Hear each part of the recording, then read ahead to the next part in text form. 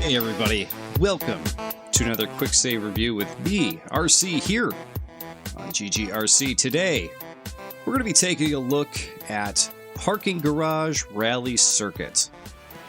And man, this is a fun little budget title on Steam. I got this somewhat recently. I forget what I paid for it on sale, but typically this is just a $10 game, which I think for $10, this is a pretty worthwhile little package you get here. It's not a huge package, and as you can see here, it's very much inspired by old school, low-res, PS1, maybe even N64 racing, right?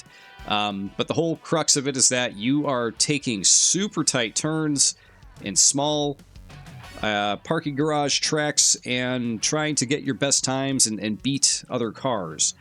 So, hey, what do you say we jump in here, huh? All right, so we're going to start with single player. One cool thing that we should note as well is that you can download mods on Steam for this, but we'll get into that in just a second here. But what's really cool about the mods is that you can download what people have already created, like some awesome Mario Kart tracks in here. So these are going to be very key in your experience with the game, I think, because if you don't feel like there's enough tracks or enough challenge here, you may need those modded tracks to play the game. So as you can see here, there are 8 levels of 3 different tiers, light, heavy, and ultra, which in this case is one of the game's downfalls is that there's only 8 tracks, and 8 tracks are reused per class, right? So if you play through these 8 on light, you're going to play through the same ones on heavy and ultra, and that changes because the feel of the car changes as you change tier. Light is the slowest, easiest to control car, where ultra is the fastest, more wily car, and heavy is somewhere in between that. So we're going to start with light here. As you can see, you can actually edit your colors. You can go in here and change the way you want it to look. Let's see. Let's go with the main color red, I guess. One of the other things with this game that's kind of interesting too is just like the way the menus work. They're a little strange. Here we go. You can select between ultra, light. This is the light car we want to use. But yeah, it's just odd because if I hit Y to edit colors, we can edit the colors without any issue. So if we want to go with green and then go with maybe like an orange or something and hit accept, boom, you got your colored car. But to pick the livery, there we go. You got to kind of go through with the D-pad. I don't know. It's just very strange. Like they, when it says edit button or edit colors should just let you choose everything. It should just be in the, like an edit car, and then you get a menu where you just change everything there. So it's a little confusing the way it's set up. But either way, let's jump into a level here. Let's just do, what do we want to do? Let's do Mount Rushmore here. Check this out. There's Mount Rushmore. I'll give you a little tip here, too. You want to hit the gas when he says set. Once he says set, you're going to get a little boost that way. Okay, so we are playing on light class. This is the slowest of the 3 cars, and it really gives you a good footing for how the game is going to work. And, overall, oh, don't get hit by the rock. But as you can see, with the light cars, it's a good training tier for you to sort of get your bearings straight, feel the game out, understand how these tight turns work, learn the tracks, that kind of thing. Because as you can see here, you are racing, but you're mostly adapting and trying to memorize these parts of the track and get through it as fast as you can.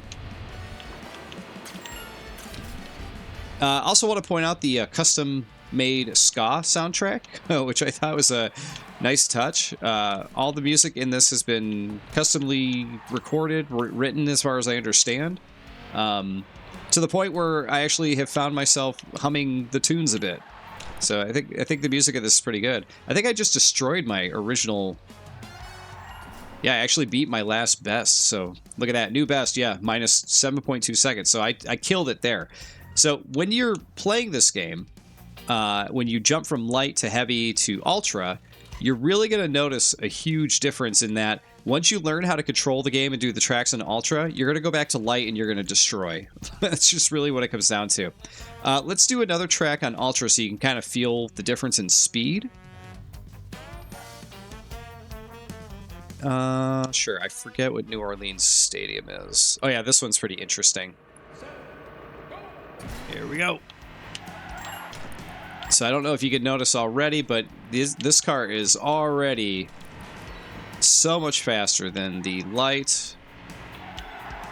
So the other trick here is when you are drifting around every corner, you're trying to boost every single time, basically. And for some tracks to get like, oh, these are tight.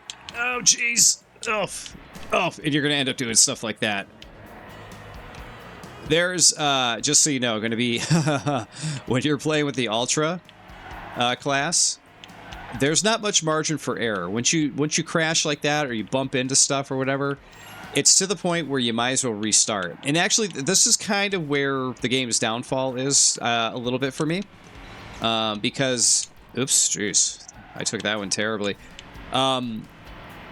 Because, like I said, there's no margin for error. If you take one turn oddly, all the other places are gonna like just lap you, get so far ahead of you. You can even see the map on the bottom right there. Like, there's no way in hell I am catching up to that first place again. I'm probably not even gonna catch up to like my own personal best, you know. So we're actually gonna quit this race. We're gonna go into, let's see, what haven't we done? San Francisco. Let's do that. We'll jump into another one so you can get another sense for the speed here. But yeah, one of the tips I can give you, always boost around the corners, and when you're coming around those corners that kind of launch you into the air, start drifting immediately before you get launched, because otherwise you're going to hit those barricades every time. So a jump there is fine because it's a straightaway, but if you go around a corner and hit those barricades like I did in the previous track, it is just going to be a frustrating time.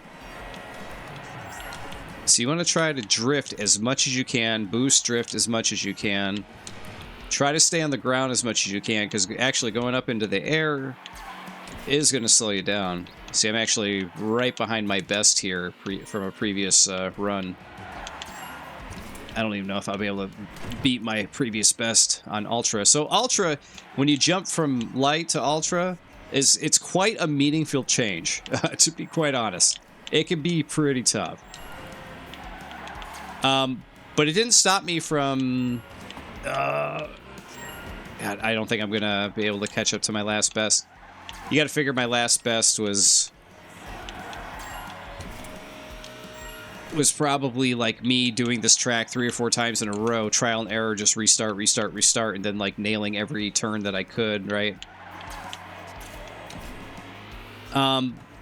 Anyways, I forget where I was leaving off there. It's really difficult to actually talk and play this one at the same time. Yep, nowhere near even my best. I'm too far back.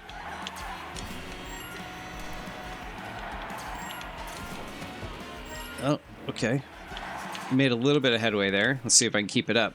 Oh, over that. Wow, that was a big jump. But yeah, the trial and error in this, when you're playing the Ultra class, can be pretty annoying. Okay, I think I was actually able to beat my best there. Very luckily. Yeah, by 1.3 seconds. But I was not catching up to anybody else, unfortunately. So yeah, I apologize, everybody. I forget what I was talking about during that race because I was too busy like trying to focus there. But overall... Ultra class can be very, very challenging. Definitely hit those boosts when you can. Memorize the tracks. Drift, properly. Learn how to snake properly. You're going to have levels where you're going to have a lot more straightaways, or sorry, not straightaways, but you're going to have a lot more curves where you're going to have to learn how to like snake and like drift boost, just over and over and over again to make your way through and get there. Actually, on Ultra, I had the hardest time with the final level, which is this Liberty Island one. You can see it's a super long track. And the first couple times that I played on Ultra, I was nowhere near placing. And I just barely placed at a bronze. You can see the bronze is at a 253. I got a 251. I just barely squeaked by. So very, very challenging. So in addition to that, I want to jump over to the mod circuit. I'm going to show you what I have. We're going to just stick with light here. So these are Mario Kart tracks that someone made in the mod section on Steam, which is great. Let's do a from Game Boy Advance Shy Guy Beach. Why not? Look at that. How awesome is it? You can just download the mod and check out the Shy Guy Beach like that. So for those of you who tire of the same old 8 tracks that are in the game, you do have the option to go in and get mods for this, which I think is so cool. You can actually see, ooh, we're getting a little bit of stutteriness there. That was not good. I've not experienced any stutter like that in the game. Must be the mod, I don't know. But you could see whoever uploaded this mod, though, they are just snaking away and just destroying me. Because they probably, like, doing this kind of thing. Just keep boosting. I have not even mastered the snaking thing. But as far as I understand, the trick is to, like, when you boost and get the drift boost, you get, like, fire behind your vehicle here. And the whole point is to, like, keep that fire going. Like, the more you boost while that fire is going, the faster your car will go. So you want to just, like, keep boosting. But until you learn the track, that can be really hard to do, to know, like, what slows you down, what doesn't. Like, that grass just totally killed me right there. Tough. But Parking Garage Rally Circuit, I think that's a pretty good look at this. It's a very short game. Like I said, it's only the 8 tracks and the 3 tiers. So you're going to probably race through this pretty quickly, couple hours, more than likely. Like I said, it's a $10 game on Steam. I recommend it because I think it's a fun little throwback racer. I don't think it's perfect. There's obviously some issues there. You could see on Ultra how tough it is to hit those marks and get those placements. And you could see, from some of the jumps how wily the car controls too. But overall, though, despite those things, you do learn to become a better drifter racer in this game. Like I said, when you go back to light, you could see I destroyed one of my original times there. So if you are hell-bent on beating your times and beating friends' times and downloading mods and playing new levels and stuff like that, this is a very fun game to do that with. Like I said, $10 on Steam. I got it on sale, which makes it feel even worth it. I think if I had to guess, if I remember correctly, I probably got it for half off, like $5 or something, which feels like a steal considering the, fun I had with this one. But yeah, there you go, guys. It's Parking Garage Rally Circuit. Check it out, and I'll see you all in the next one.